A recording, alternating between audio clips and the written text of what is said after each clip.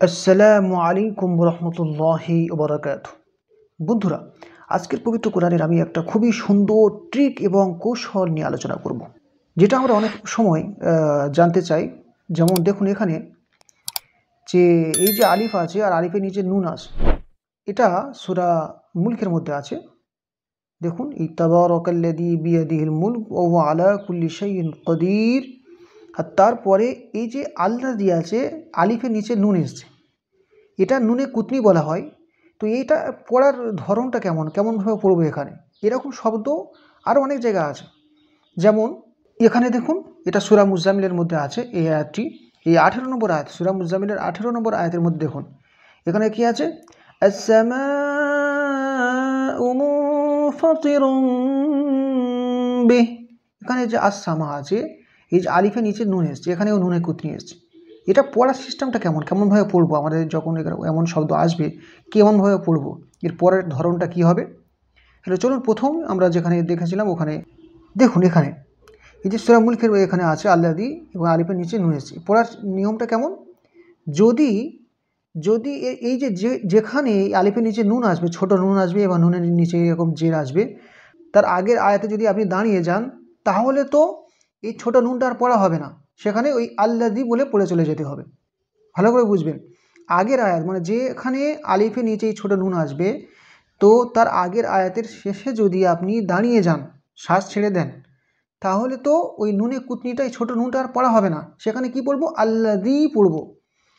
আর যদি আপনি আগের অক্ষরের সাথে মিলিয়ে পড়তে চান, ওই ক্ষেত্রে এই ছোটো নুনটা পড়তে হয়। কেমনভাবে পড়বেন? তাবারাকাল্লাযী বিয়াদিহিল মুলক وهو على كل شيء قدير الذي। তো আগের আয়াতের সাথে যদি মিলিয়ে পড়তে চান, ওই ক্ষেত্রে এই ছোট নুনটা পড়তে হয় মিলিয়ে পড়ার ক্ষেত্রে। আর দাঁড়িয়ে গেলে কি হবে? আগের আয়াতের শেষে যদি দাঁড়িয়ে যান, তাহলে কিন্তু ওই ছোট নুনটা আর পড়তে হয় না, সেখানে কি করতে হয়? আল্লাযী বলে পড়ে চলে যাবেন। ঠিক? আচ্ছা, সূরা মুজাম্মিলের আয়াতটা দেখুন। এখানে দেখুন, এই যে আস-সামাউ মুনফাতিরুম বিহি, এখানেও যদি আপনি আগের অক্ষরের সাথে মিলিয়ে পড়তে চান, এখানে যে আগের অক্ষরে যেমন শিবা আছে, তো যদি মিলিয়ে পড়তে চান ওই ক্ষেত্রে কী হবে? নিটা পড়া হবে। আর যদি মিলিয়ে না পড়তে চান তাহলে আস-সামা হবে। কেমনভাবে পড়বেন? إن كفرتم يوما يجعل الولدان شيبا السماء منفطر به। কি হলো? শিবা নিসামাউ, আগের আয়াতের সাথে যদি মিলিয়ে পড়েন তখন এই ছোট নুনটা পড়তে হয়।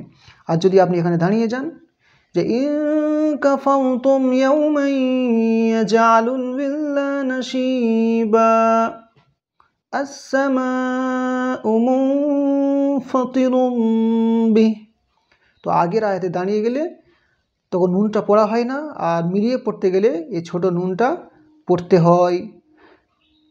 তো এই ছিল আজকের মতো। আশা রাখি বুঝতে পেরেছেন। ভালো থাকবেন। আসসালামু আলাইকুম ওয়া রাহমাতুল্লাহি ওয়া বারাকাতুহু।